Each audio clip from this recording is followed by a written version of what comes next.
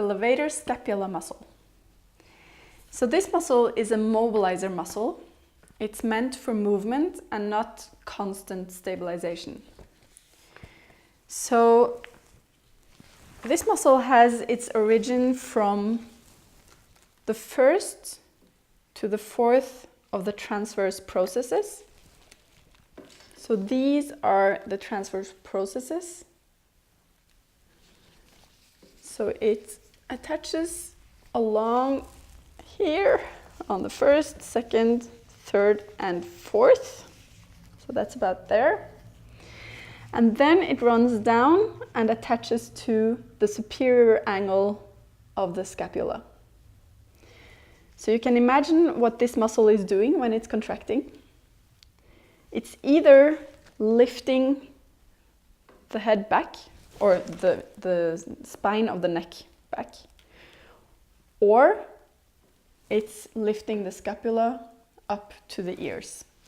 And that's basically what it is most known to do. So it's lifting the scapula, doing elevation of the scapula. That's the main movement. Also because of the name, what this muscle is doing. So this muscle is often overused in a slightly elongated position because people often have their pelvises forward and then the neck and the head goes forward as well.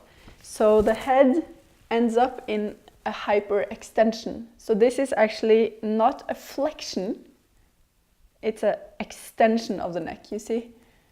So I'm actually in this position in the neck, but I'm just moving everything down here.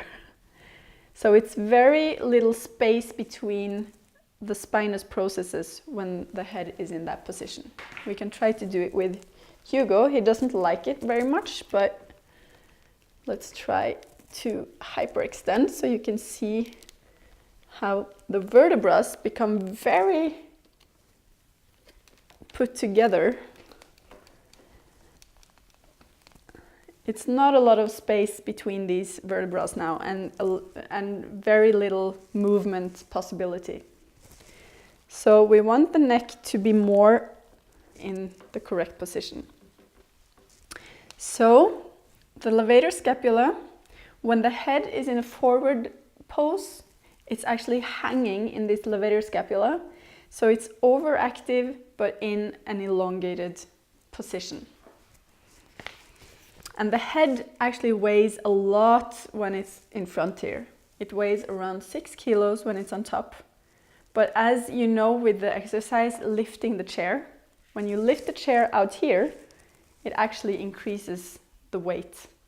So the distance from the midline increases the weight of the head, or it doesn't really increase the weight, but it increases the load that these muscles have to use to hold it there.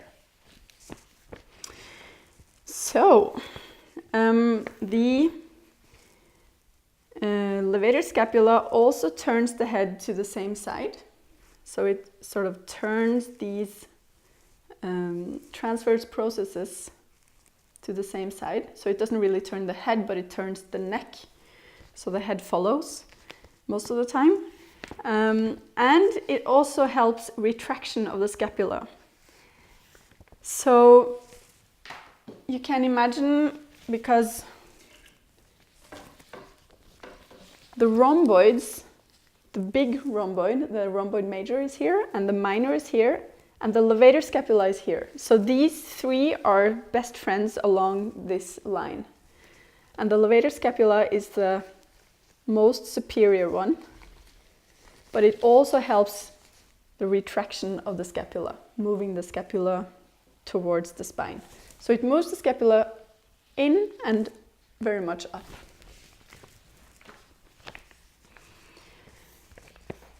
So common problems with this muscle is, of course, the forward head pose. This stretches and overactivates the muscle. So dysfunction makes it assist in arm flexion as well. So the shoulder elevates with the arm. So you probably have seen this when somebody is taking a sip from their tea. that instead of flexing at the shoulder joint or flexing at the elbow joint, the shoulder just goes up with it. Like, oh, it's very cozy to do that sometimes. Like,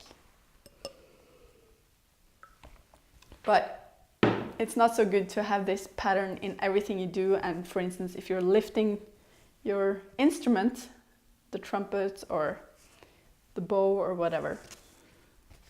So you can see it with the lifting from this angle. It's not the same as the lifting that you can see with the serratus anterior and the trapezius muscles. It's not the same kind of lifting. So they are upward rotating the scapula, but these are actually downward rotating the scapula. So it's just lifting this angle up to the neck.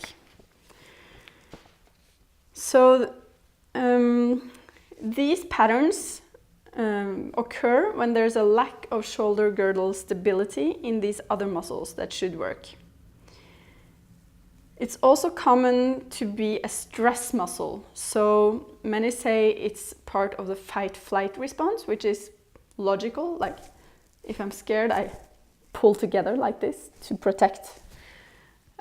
So stress can also create this type of pattern. For musicians, when it's not working as it should, it tries to stabilize the shoulder girdle by lifting the shoulders up and in towards the midline.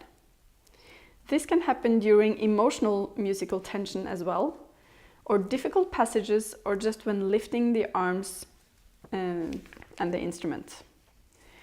So doing it sometimes for emotional reasons is of course no problem. Like if I play a piece of Chopin or Brahms or something and I want to do this to enjoy the music somehow. But if you see it as like a pattern that's constantly repeating and the person maybe has some problems in their shoulders and neck, then it would be a good reason to change that. So observations that you can do are the shoulder girdle seems to be retracted, while you also observe a downward rotation of the scapula, with the inferior angle of scapula sticking out from the chest wall.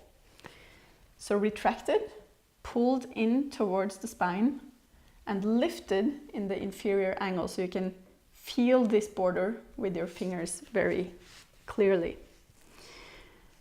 Head forward pose, and the shoulders too high at the superior angle. So this angle is pulled in and up. The musician often complains about too much tension in the shoulders while playing, often having practiced relaxing the shoulders. So you can many times see that the acromion part is very low, but this is held up by the levator scapula. So singers complain about tension in the neck and jaw, and you might also observe belly breathing accompanied with this pose, as it encourages a collapse in the stabilizing structures throughout the spine. So you can try yourself right now. Just let your hips go forward, lift your shoulders a little bit.